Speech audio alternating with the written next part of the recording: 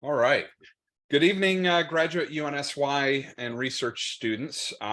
So first, for everybody's awareness, we are recording this session.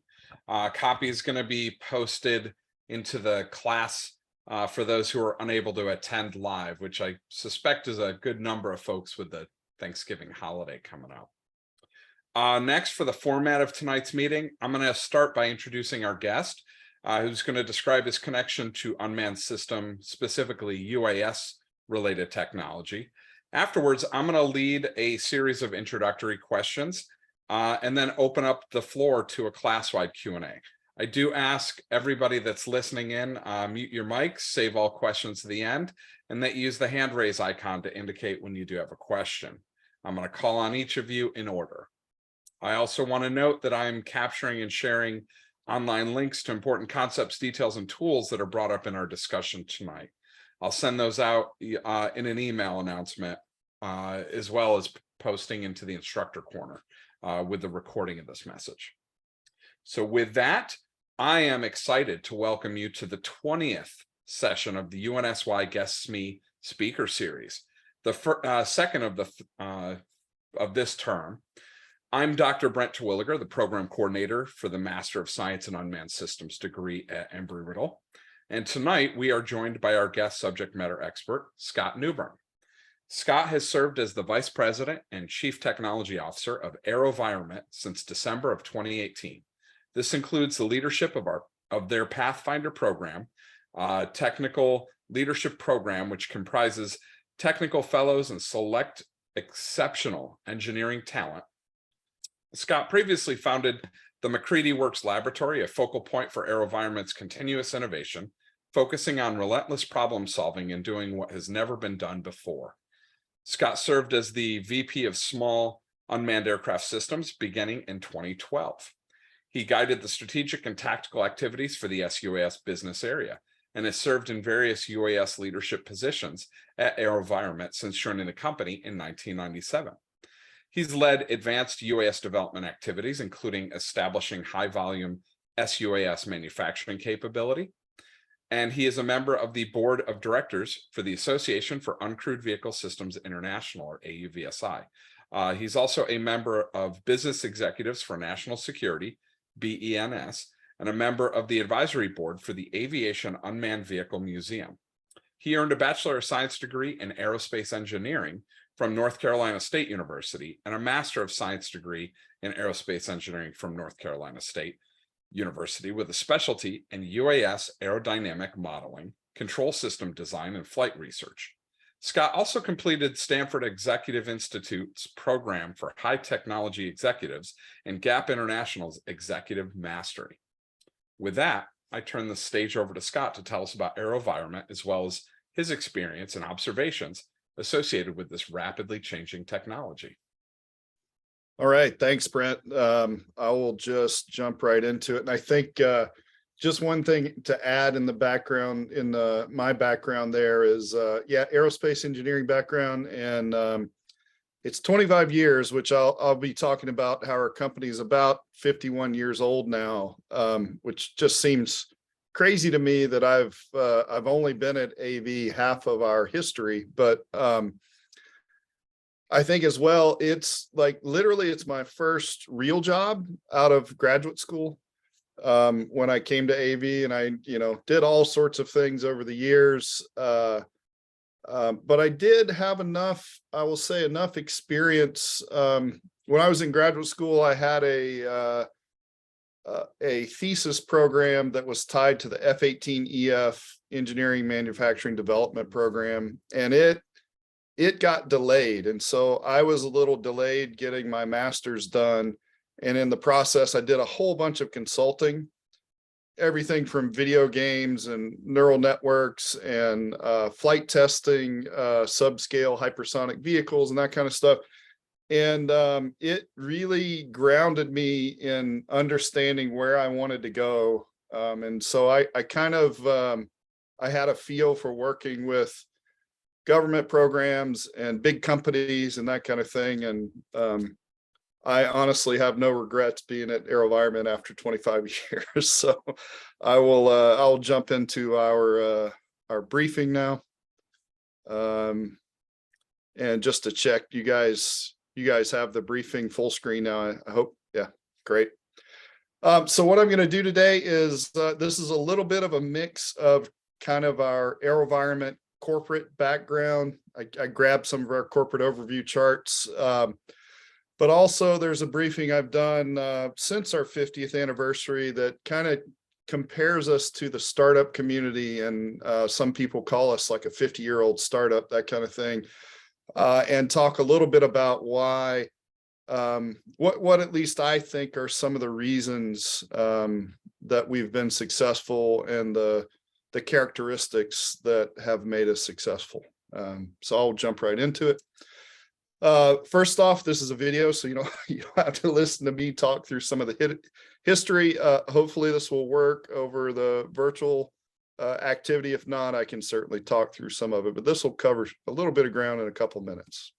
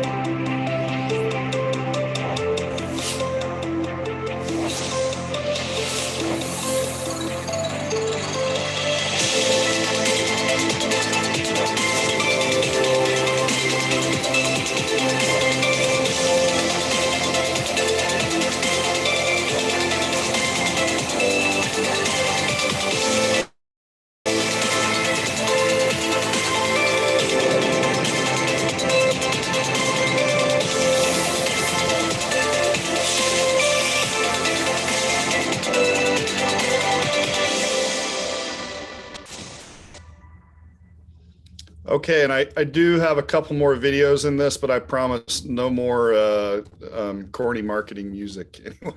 So, just you got a taste of the history in the video, hopefully. Again, founded by Paul McCrady, who was really interested at the time in kind of saving the world through aviation and environmental activity, right? So hence the name AeroVironment, right? He wanted to tie his passion for those things together, and really he was inspired about the challenges that were happening in the 70s and trying to do something about those.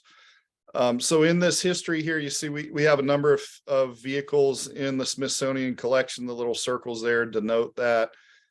You saw most of a lot of the early work in that video, which included the human-powered prizes. We still hold the world altitude record with the Helios record flight.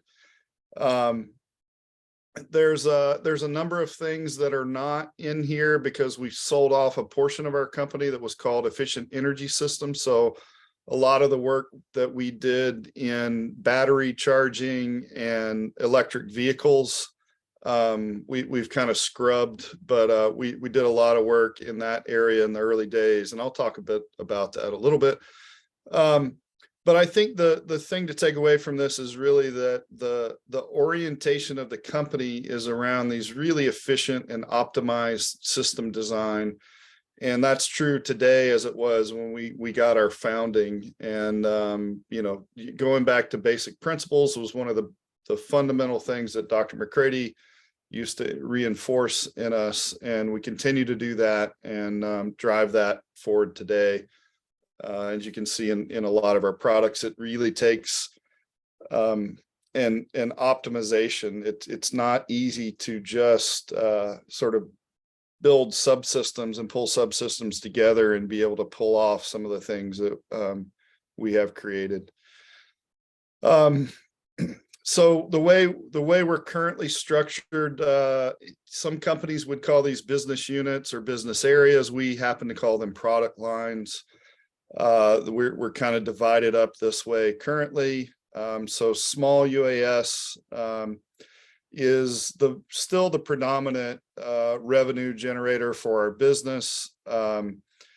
It is actually pushing up on what would be classified as group 2 type of systems, less than 55 pounds, but oriented towards backpackable, organic, small unit operating capability.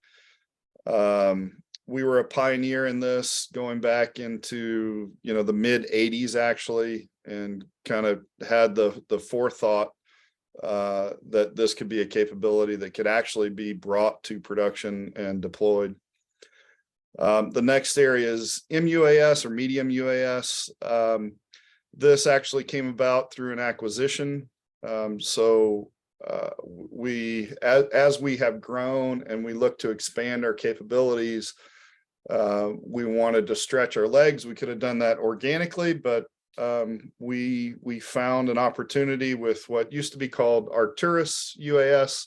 It's now part of AeroVironment, and took us into the group 3 category with a platform called Jump 20. They also have a fixed wing. So this is a hybrid VTOL group 3 class is the Jump 20. And then there's a fixed wing variant of that as well called T20. But that kind of got us into the larger class of systems, which I'll say that, like, we had expertise to do that ourselves. We have very a high number of developmental systems over the years that in that class and larger. But it just made sense for us to do this more through an acquisition. The systems were very sound, and it got us into COCO operations, which is contractor owned, contractor operated services, which we weren't really into the services business so much. So it kind of expanded our aperture from a business standpoint. The next group is tactical missile systems, which is, if you think of the small UAS and taking a lethality capability into that class of system. So still small unit, squad oriented operations, but having a small UAS that you can not only find targets, but also engage targets. And again, that was a pioneering activity that we started even in the mid to late 90s as well. HAPS is the next category, and here this says high altitude pseudo satellites, but sometimes it's called high altitude platform systems. But this area is really about operationalizing the stratosphere. And here we're doing it through a high altitude flyer that's a solar regenerative airplane. So it's a solar battery recycle, regenerative cycle that can basically fly continuously as long as your least reliable part allows you to. So we currently have a business there called a joint venture with SoftBank. If you're not familiar with SoftBank is a Japanese founded company, but they own about 50% of the market for telecom worldwide. So we have a joint venture with them, basically taking our HAPS platform to deploy 5G services from the stratosphere, kind of like the Starlink thing that Elon Musk is doing, but on aircraft in the stratosphere versus low Earth orbit. And then the unmanned ground vehicle side of the business, this also came through an acquisition of Telerob, a German company. And again, this is if I maybe should have noted it earlier, but our future state vision is really what I'm trying to achieve as CTO. And that's really driving towards a capability to have a family of intelligent robotic systems that work across multiple domains. So expanding into this ground vehicle space is one of the ways that we expand that aperture as well and into a ground vehicle capability. And then the final area, I think Brent mentioned when in the opening, it's an area I founded. We've always had an advanced systems or advanced products development area that kind of did the new, very cutting edge area of work. And in fact, in the early days, that's all we did. The McCready Works group was really about trying to revitalize that portion of our business. And not only to sort of do those one-ofs and the first and be on the cutting edge, but also create a foundation for those things to turn into future business. So the idea is that McCready Works not only, helps JPL put the helicopter on Mars, but we look at it from the standpoint of planetary exploration, and there's a business there. There are other planets that have atmospheres we can fly in. There are other missions to Mars that we can help enable by pursuing those spaces. This is the product portfolio in a pictorial view. Kind of talked through all those as I went through the businesses, but there's the aircraft in the middle that go from the small WASP AE up to the T-20 platform. So sort of group 1 up to group 3, and then HAPS is in a weird category. I don't really know that it makes sense to put it in a group, but that platform is a 247-foot span aircraft, but it weighs less than a typical sport utility vehicle. So it's beyond group definition kind of. The vapor side of the business actually also came through a acquisition that was again oriented towards expanding our space in the VTOL capability, and these are basically helicopter configuration, again group 2. So the largest platform in that space is 55-pound takeoff weight. And then you tactical missiles on the right hand side and ground vehicles. One of the things in the middle that's not always apparent is that we always tend to get into thinking about the system, the platform as kind of the cool thing. Oh, it's the aircraft, it's the the thing that flies through the air is what we really care about. But in an operational sense, it's really about providing the capability. So it's more about how do we get the capability to the person that needs the information.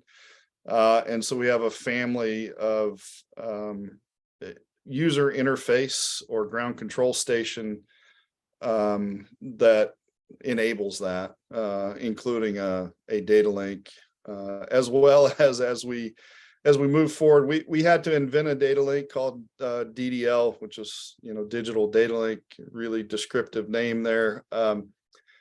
We had to invent that in the early days because there really wasn't anything that met the needs in the low size, weight, and power space that we were in. Of course, times have changed, and there are a lot of other alternatives now. So we're much more agnostic to data links and ground control stations. But being able to have the capability when you need it is an aspect of making the business work as well. So I'll talk a little bit about this later, so I'm not going to spend time I'll walk through it at least on this chart. So I'll talk about sleeping in the dirt later, but getting out, having our systems, having our engineers go out with operators is a key aspect of our history and our ability to have products in the right place at the right time that do the right things and solve our customers' problems. Our foundation, of course, as a small company, allowed us to be agile just by the very nature of what a small company can do. And as you grow, it's very difficult to maintain that and stay away from the lethargy that happens as you get to become a big behemoth company. But we've tried to maintain that, and I think we still have an advantage in our ability to turn things around and do things much quicker than some of our competition. And then again, kind of also with the sleep in the dirt theme is, really understanding what our customers are trying to achieve and help them achieve that mission, right? It's about mission capability, not necessarily can this aircraft fly for 90 minutes or whatever. It's like, how do I get the data that we need to do the mission, solves the problem. Our fiscal year is actually May to April. So these numbers are technically our last year. We're actually halfway through our fiscal 23 already. So roughly $500 million revenue company. It's interesting with the head count. We acquired 3 of the companies I mentioned during the COVID time period and went from about 700 employees to 1,200, which is just it's one of those things, like as you think about accomplishments and innovations and kind of breakthrough capabilities, it's interesting to think about the technology side of that, but management and business practice is another side of it, right? And how difficult is it to achieve 3 acquisitions, including one company that was in Germany, right, during COVID, right? It's pretty amazing looking back on it, actually. So we're in actually more than 50 countries now, 53, I think. And quadcopters aside, right, the drones or multi-rotors, if you kind of ignore that space, we still own about 85% of the world's small UAS market.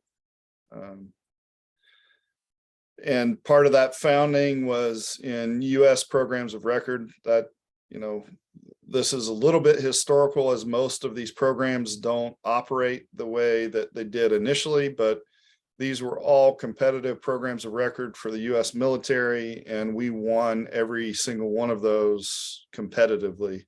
And that's kind of the footing that got us out of the the $10 to $20 million a year company into the 300 million plus a year company. And then some more recent awards for some of our products. And I think I've talked through all the acquisitions. Actually, I hit Pulse. So Pulse Aerospace was where we brought in the helicopter configuration VTOL, Arcturus, the Group 3. I did not talk about Progeny Systems. So one of the initiatives that I focus on over the past 6 or 7 years is growing our capability in autonomy and the AI space. And so Progeny is not well known. You probably don't recognize the name Progeny. They were actually a small business themselves, primarily focused on Navy services, particularly for submarines and undersea systems. They had a sub segment of their business called Intelligent Systems Group, and we acquired that portion of their business. But they have worked Project Maven. We do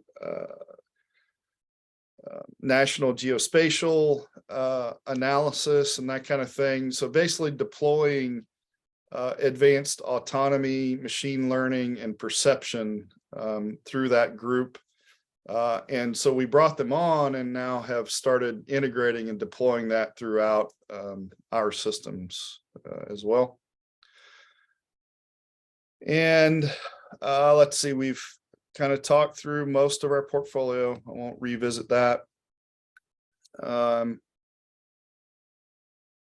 don't think there's anything else to hit here. Again, I would say while there's some distinct core competencies here called out, I think if you go back and think about my comment on the history chart, right? There's still an element of optimizing these systems, in particular in low swap or swap constrained environments, and that's really, I think, what sets us apart.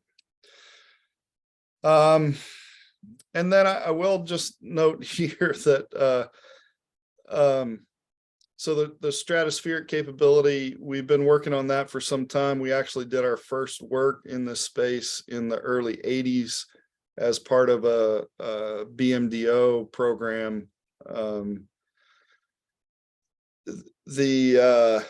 It's one of those things where we're a little bit ahead of our time, and we're always right on the cusp of technology being at the right space that allows us to close the business case. And it's not just our business case, right? It's our customer's business case as well. So while we demonstrated these capabilities a long time ago, we were using really expensive solar cells, and we're using really expensive batteries and propulsion systems. And that made it, technically feasible to demonstrate the capability, this is technically possible. But it wasn't practical as a business case. And we're just getting to the point now where that can actually happen. And then Ingenuity, the Mars helicopter activity, we developed this for NASA JPL. We actually helped NASA brainstorm, how you could deploy systems to other planetary environments, atmospheres.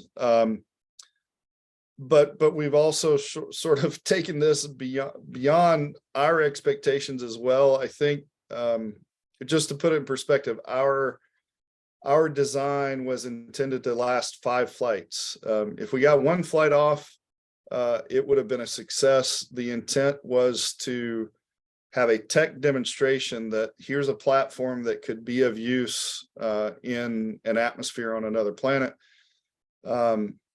So our design requirements were all set up for, hey, 5 flights and then it's dead. If it never wakes up after that, we're good. We're getting ready to do our 34th flight now. And in fact, we were, ecstatic that we made it past the 5th flight. We're doing these other missions. We got shifted from a tech demonstrator to an operational demonstrator. But the Martian winter was going to kill this thing for sure. And believe it or not, we've made it through the Martian winter. The system actually is designed to try to keep itself warm enough through the night that it will survive. And in the wintertime, we didn't actually design it to have that capability. So now it basically, in the winter, it basically dies every night. And it wakes up and it's like, hey, it's the first day. It's never done a mission before. It doesn't know anything. We have to upload a new software set. But it's still continuing. And that has actually led to NASA's development of the next phase of the Mars return mission. Actually is intending to have more flying vehicles. So be on the lookout for that. And now I'll transition into the kind of the thoughts on what has made us successful. And I think these attributes are also key for startups or small businesses or new companies. So the first one is passion. And I use this picture here. The picture on the left is Dr. Paul McCready, the founder of our company. Picture on the right is me. And that's my first RC model there. And then in the top right, that's me writing code on a TRS-80 computer in the 80s. So the passion piece, actually, my boss and I kind of disagree a little bit. He likes to call it attitude. I think passion's still the right thing. And I think, it's one of the key things I look for, even in hiring every single engineer, is this element of passion. And it doesn't necessarily have to be about the business, right? We were able to attract a whole bunch of aviation enthusiasts, and that's a lot of the founding of AeroVironment, and that's contributed to our success. But if we interview an engineer and he's into mountain biking, he builds his own bikes, he, races on the weekends, he does the 24-hour race, whatever, it demonstrates there's an aptitude for passion, and that can be directed into what we need to accomplish in the business. Elegant design, I think, it can't just be all passion, which sometimes is referred to like all thrust and no vector. There's a lot of people that will go into simple design and talk about how, things need to be simple, and the more simple it is, we translate that a little bit and call it elegant design. And this is where videos will play. Hopefully you guys can see that. So on the left is our high altitude flyer, and this was in, I want to say, the early 2000s, maybe 2000 or so. So you see there a sort of negative anhedral that's happening, or anhedral, I should say. But the concept of taking a highly flexible structure like this, which wasn't well understood, one of our early managers, Ray Morgan, used to call it strength through weakness, which is probably not the best slogan, but the idea being that, you think about a mattress floating on the ocean and it just ripples along with the waves, right? So can you achieve a structural design that allows you to have a much lighter weight structure for an aircraft like this, because it's super flexible? And how do you overcome the challenges associated with the flexibility? And ultimately that comes around and like, hey, this is a pretty elegant design, right? It is just a Hershey bar and it looks stupid and simple. But you kind of, again, are optimizing the system to achieve the capability. And one of the ways we had to work around this problem is called M mode. And so if you look at the way the aircraft is in the picture right there, with the dihedral angle that's in the aircraft, the smiley face part of it, you notice some motors are higher than other motors. And so we actually developed M mode, which is a differential thrust capability. So we can actually control this aircraft in pitch, roll, and yaw using just differential thrust. And so it's not intuitively obvious that's what we're doing, but it is a way to achieve the result that is maybe more elegant than you might have tried to achieve stratospheric flight in a different way. And then on the right hand side now you'll see this is the Raven system, which if you've never seen a Raven, it does a deep stall landing, and most people see it and they think it has crashed, but no, we designed it to basically impact the ground and sort of self-disassemble to dissipate the energy rather than breaking parts. Again, non-intuitive, but pretty elegant design. And the testing you see there was when we were first implementing a gimbal, which, the idea of taking a gimbal that, is pretty fancy mechanical design, and that's going to be the first thing that slams into the ground at 1500 Gs, right? Is not obvious that that's the right solution to go with, but ultimately you get there, and it's a way to achieve the result and the capability. I already mentioned sleep in the dirt, but this is really about I use the term sleep in the dirt because we slept in the dirt with our customers, right? This is a picture of flying Raven out at a test range that was pretty cold overnight, operating in pretty harsh conditions. But, we had engineers in the field working side by side with the systems and understanding, that when this thing breaks, somebody's life might be on the line, right? That, here's the situation we have to operate in. The system needs to operate there as well. And so it really gives you this insight into what you need to achieve, again, to provide a capability in the ultimate result for the system. And then this is the last piece, kind of the get off the stage piece, is perseverance. And there's a collage of pictures here, some of which we've talked about, some you may know about, but probably didn't associate with AeroVironment. So the top, is my cursor work here? So the top left, the car there, that's actually the Impact. It was called the Impact, not the best name for a car, but it's the predecessor of the GM EV1, so the first modern electric car that was developed in the 90s. GM used to own about 20% of AeroVironment, and we developed that for GM. Powertrain, the charging system, the battery design, the aerodynamic design of the car, it technically still has the lowest drag coefficient of any production car design that has been put forth. And in fact, while we sold off that part of our business, 12 of the engineers that worked at AV helped found Tesla and, contribute to launching that business and that electric vehicle.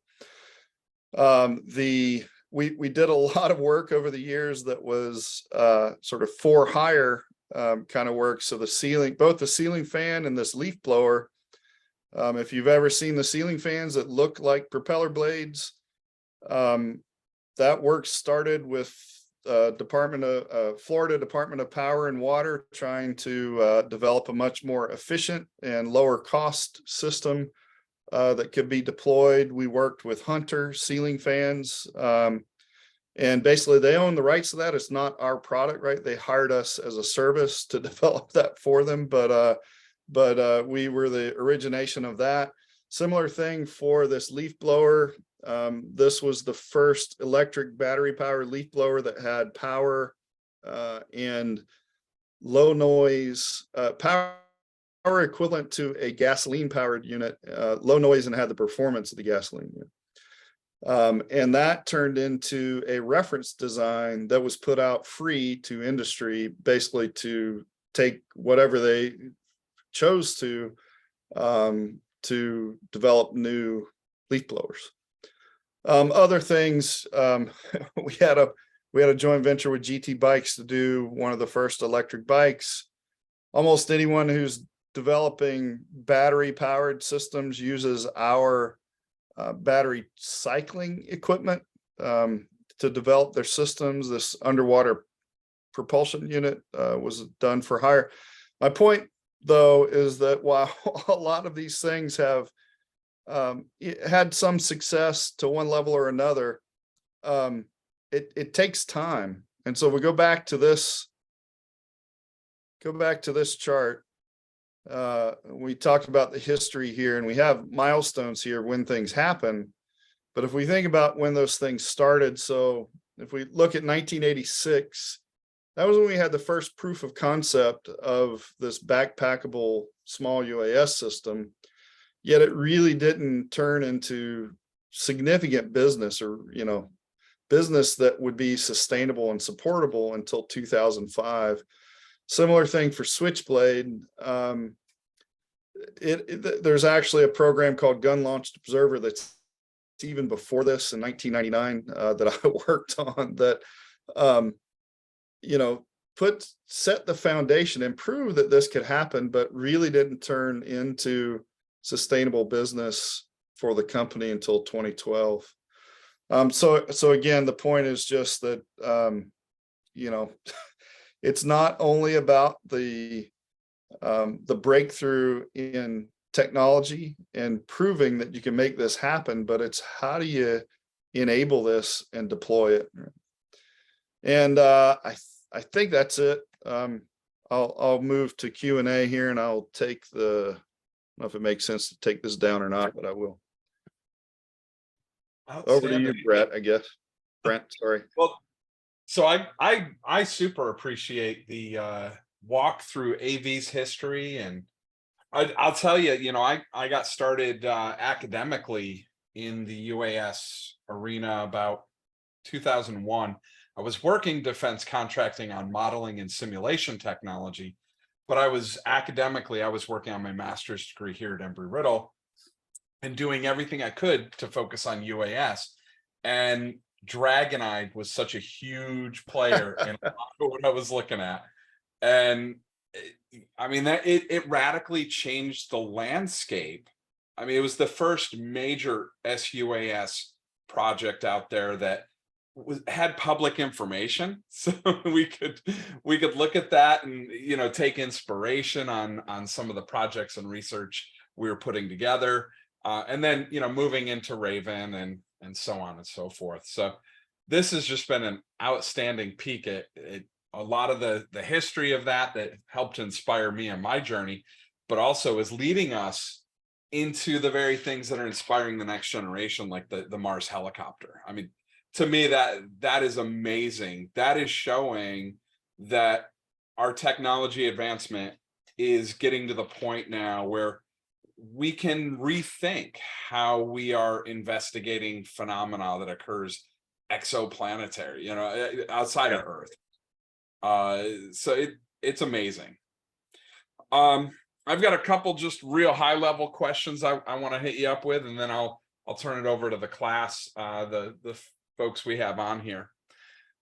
So I know you're involved with this in terms of a role with AUVSI as well. So you're connected to a lot of different pieces of the uncrewed system mobile robotics community.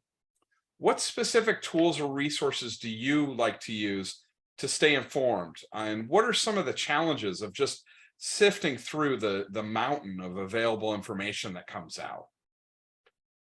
Yeah, I think so. AUVSI does have a couple of tools that are useful. There's a database, which honestly I'm not. I am on the board, and I've actually tried to start an AUVSI chapter when I was in graduate school.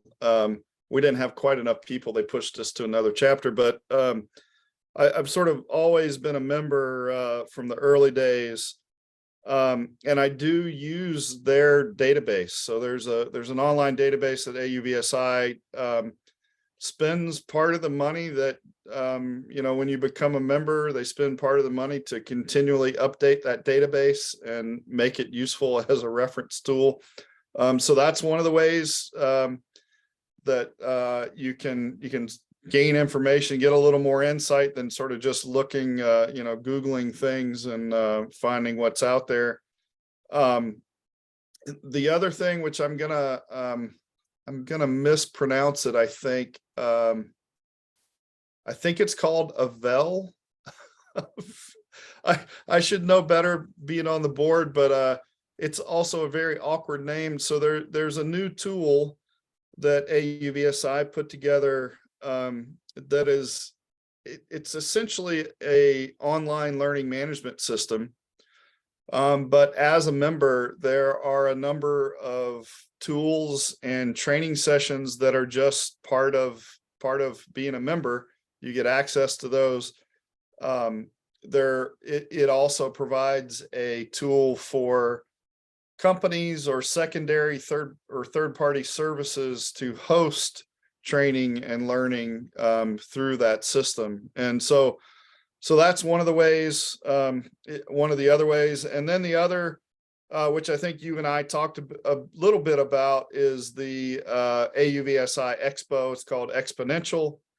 And it is currently, it's only a once a year event. But it is the premier trade show for the space that we're talking about. And, I think it's in Denver this year. The upcoming one's in Denver. But it is the community that basically everyone in the community shows up at the event.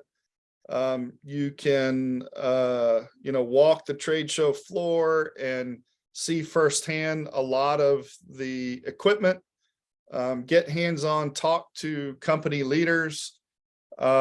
There are both technical sessions and marketing sessions and training sessions that happen on site. So, one event over 3 days, you can actually gain quite a lot of information.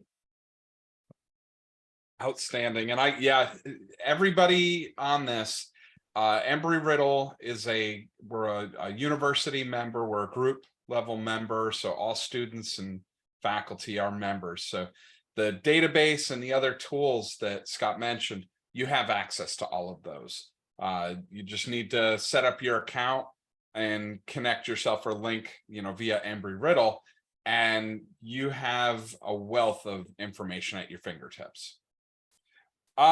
So Scott, what are some of the more pressing technological problems that you're seeing in the UAS side of things right now that we as academics are our next generation of folks coming out of school into the field? What can they be working to address, or what do they need to get smart on real quick? So again, for me, I mentioned earlier that, having a focus on autonomy is really important. And that is, we kicked off so let me go back. We've always had autonomy, and even training in college, and learning what autonomy meant. And sort of there was at least when I went through, there were levels of autonomy that have kind of not been standardized and have changed over the years. There's a lot of hype associated with what's going on now because GPUs came about, the graphics processing unit that was designed for video games, and a guy at Stanford figured out that he could use that as a sub processor to deploy and scale things like neural networks. And that has created this explosion and this hype around AI and all these other capabilities that is really hyped up right now. And so I go back to like a more traditional sense, like what is the autonomy that enables a capability that we need to achieve, and try to deploy that in a way that's easy for an operator, right? It's supposed to be about cognitive load reduction and that kind of thing, right? So an example would be, our systems. I'll give two examples. One, we need to operate in more contested environments as we go against peer-on-peer threats in the military environment. So that means basically, how do I operate without GPS? How do I operate without command and control or continuous video? And that really is an autonomy problem, right? It's how do I still accomplish this mission in the presence of those challenges? And so we're deploying things that, like, say, a Puma mission that used to be a guy flying and looking at the screen and kind of flying around looking for things and maybe finding them, maybe not, to let me tell the Puma to go look at this grid over the hill.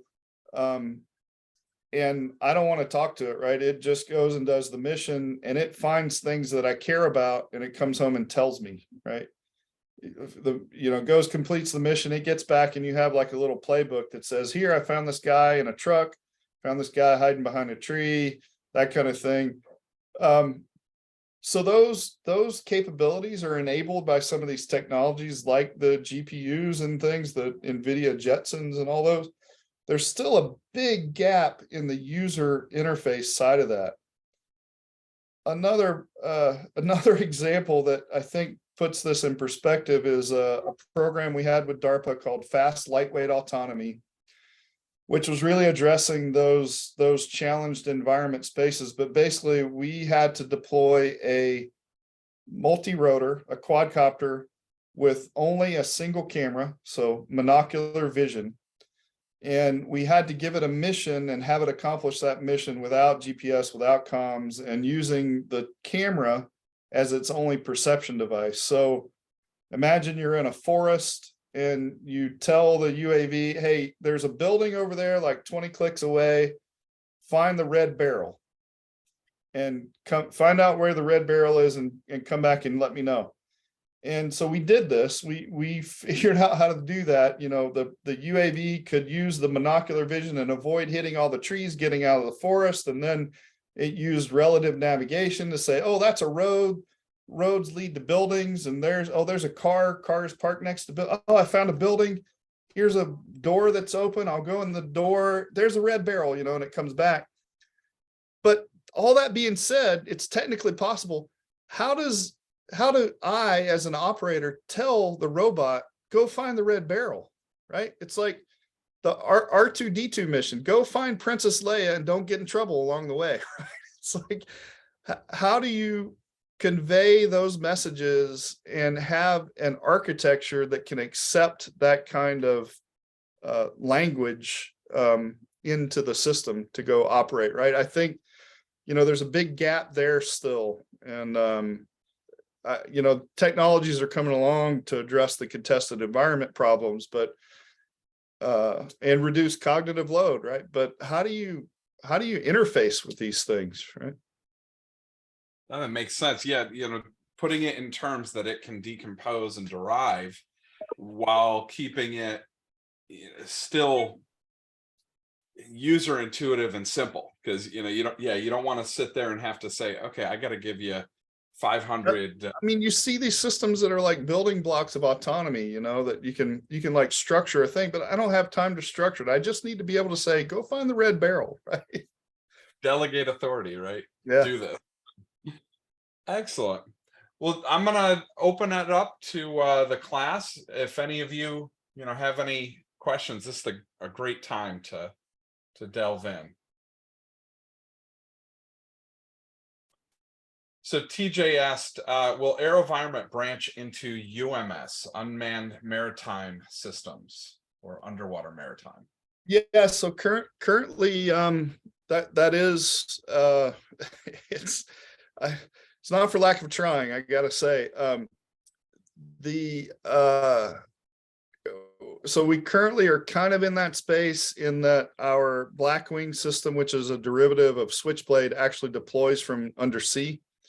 So it can deploy from a submarine or a UUV or even a USV. You know, I know that's not that's marine still, or other manned surface vessels.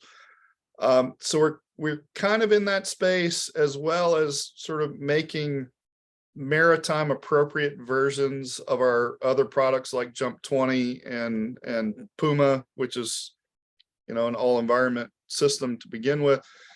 But specifically, the undersea, I think is ripe for expansion. And right now, we're not doing anything organically, but we do partner with a number of companies. In particular, I mean, almost every one of the platforms that, whether it be a program or record track like the ULXV, I'm getting the acronym wrong, but the extra large undersea vehicle that is turning into a program record. And then startup companies, if you want to go check out a great one, is Nauticus Robotics. We actually participated with them in their transition to initial public offering and have invested in them. We work with Ocean Aero, we work with Liquid Robotics. So we don't have those platforms ourselves, but we are working with them. And one of the areas we're doing that is at Naval Postgraduate School. We have a program called Slammer that we're part of a consortium that is actually connecting across those domains, both surface and undersea and underground, in fact. So. Outstanding. Stephen, you have a question?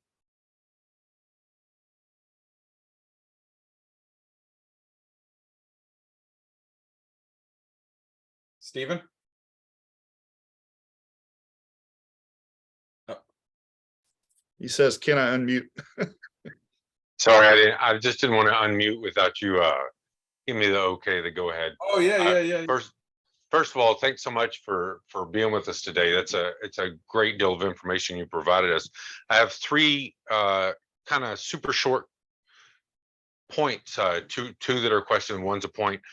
First of all, I love that you showed us that walkthrough of the history of the company and the homogenized versions of all the different substructures that y'all have brought in and gotten rid of as well, either purchased or sold off, however you want to look at it. But the showing us the mapping out of the proof of concept to enabling to deploying, that was a big one for me. The MW, do you see that as just your MW division? Do you see that as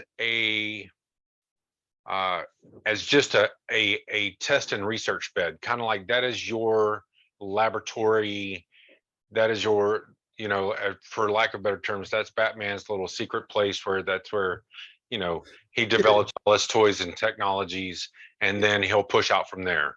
It is that. So, I think the vision of what, and so MW is McCready Works. So again, kind of using the works term named after our founder, Paul McCready. So McCready Works is,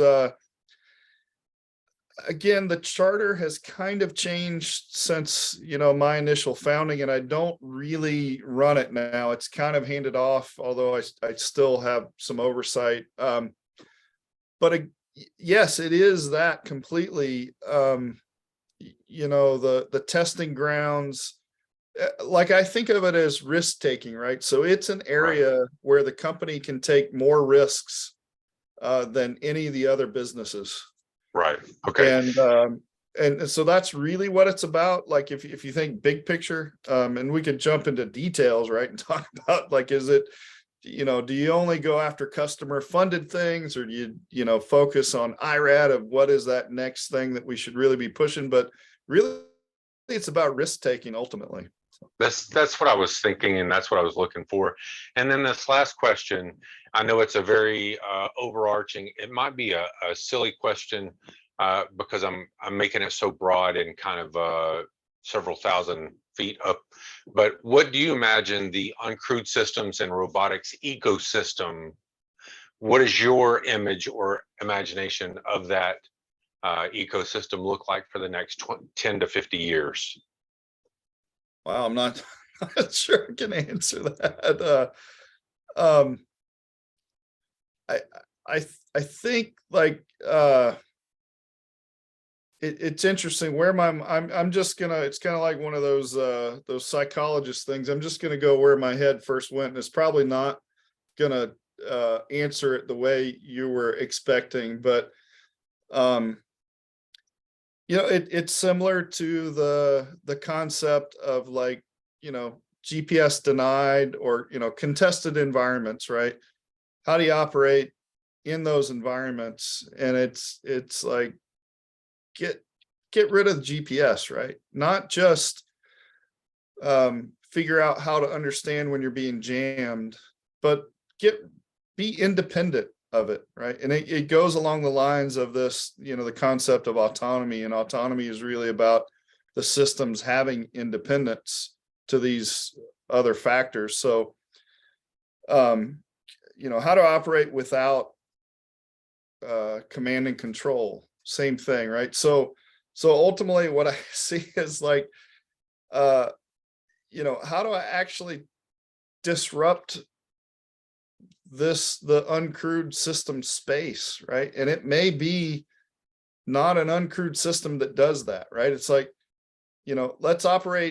let's navigate without GPS and never put a GPS in another system, right? Let's have UAVs or uncrewed systems in general that operate without command and control radios, and just take it completely off the table. It's it does work. So it's a roundabout way. Like I'm thinking, what is the next disruption that will eliminate the need to use that system? And so I guess the way I answer it, it's like, there is a capability out there that basically will negate, the need to use some of the systems that we're talking about. And I see that as the future, right? That's, there's something that we're not conceiving of yet that's probably going to happen in the next 10 to 15 years that kills these things, right?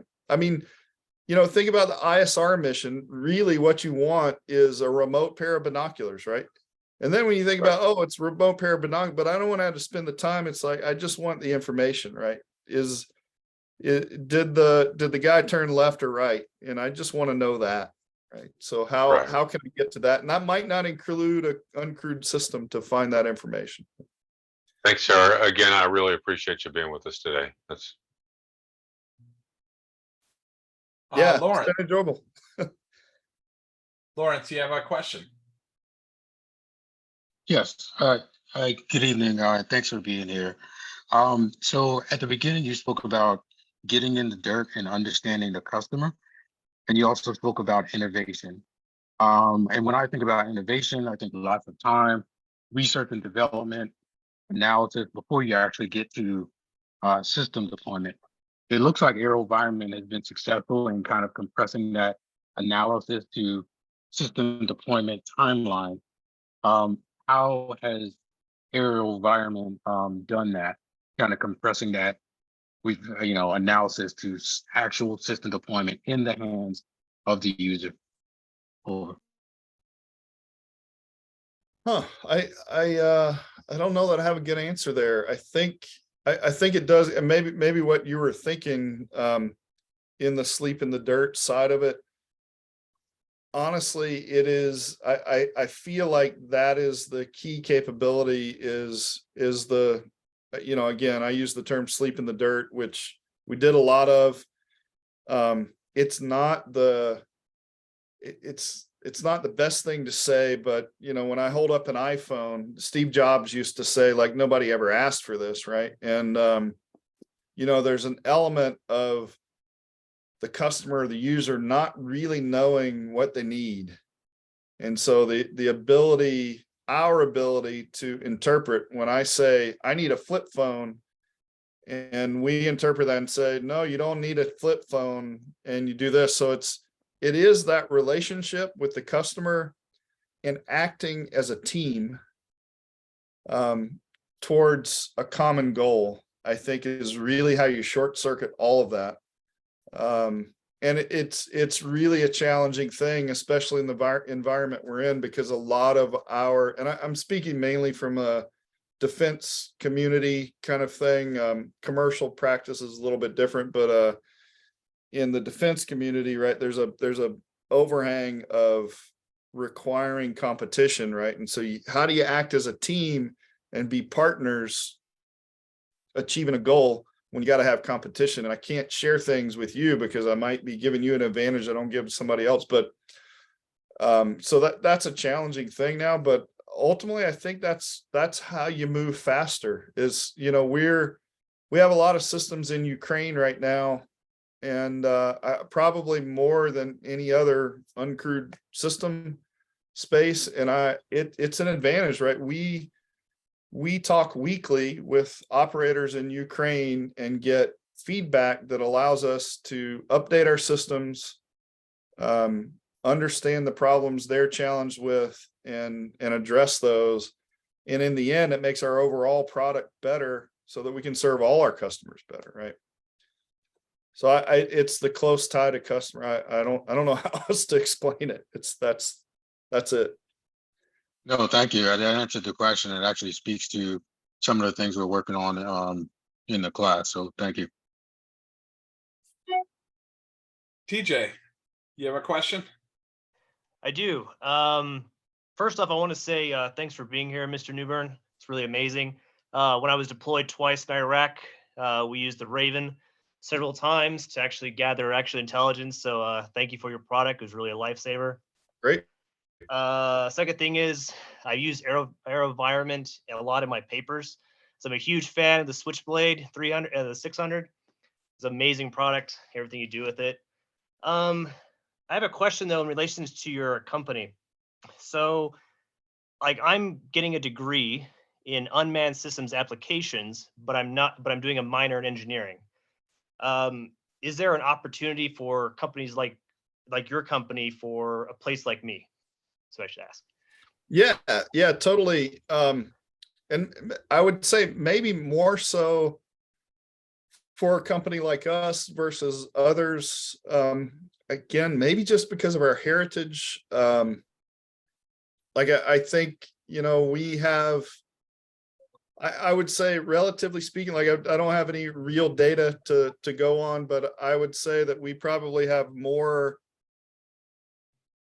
designated engineers operating on a daily basis that are, equivalent to degreed engineers, but these guys don't have actual engineering degrees. And so, yeah, it's a bit of a challenge in that, when we put a rec out on the street for a mechanical engineer or a robotic engineer or something, that there's prerequisites that say, you have to do a certain thing, or, have a certain degree, certain years of experience, that kind of thing. We always put in or equivalent, right? So the fact that you have, experience operating systems, sort of relevant insight into various aspects of things that we do, we leave an opening. And I don't know that we're unique in that sense, but we certainly don't just go by the strict letter of what our openings look like. And I think the other thing is, we do have an intern program that is,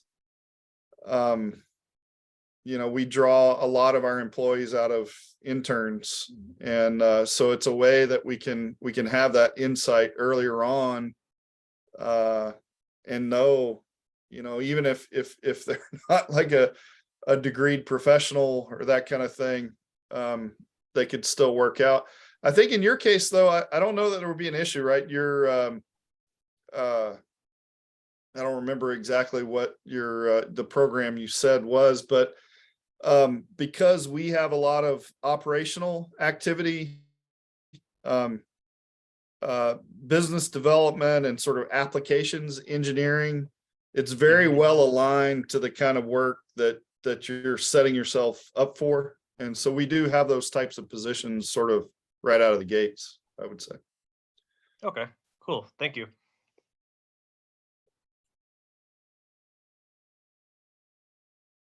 You're on mute, it looks like, Brent. Thanks for that. Sorry, I got a kid in the background. I want to thank. And so I'm just looking at the comments here. It says hire TJ today. Yeah. So yeah. Yeah. Shoot us your info, and we'll make sure it's distributed in any case. So. All right. Thank you. Yeah.